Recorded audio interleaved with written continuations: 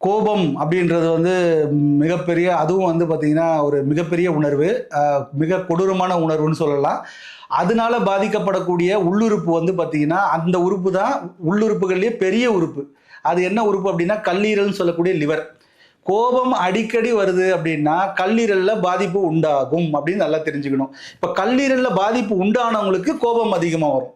அப்ப கோபம் கோபம் வரும்போது என்ன ஆகும்னா, கண்ணு சிவக்கும். கரெக்ட்டுங்களா? கண்ணு சிவக்கும், தாடைய தாடைய கடிப்போம், கைய முறுக்குவோம்.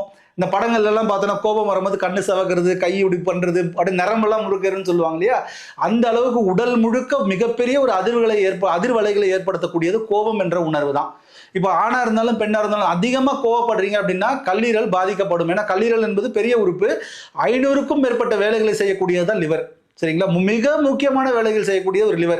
அது வந்து எப்படின்னா, ஒரு பொதி சுமக்கும் கழுதை கேள்விப்பட்டிருப்போம். அது பாட்டு நீங்க எவ்வளோ வச்சாலும் நடந்து போயிட்டே இருக்கும். அது நீங்க ஒண்ணும் பண்ண வேணாம். அந்த அளவுக்கு எவ்வளோ சுமைய சுமக்கணுமோ, அவ்வளோ சுமைய சுமக்கக்கூடிய ஒரு உறுப்பு எது அப்படின்னா, அது கல்லீரல்.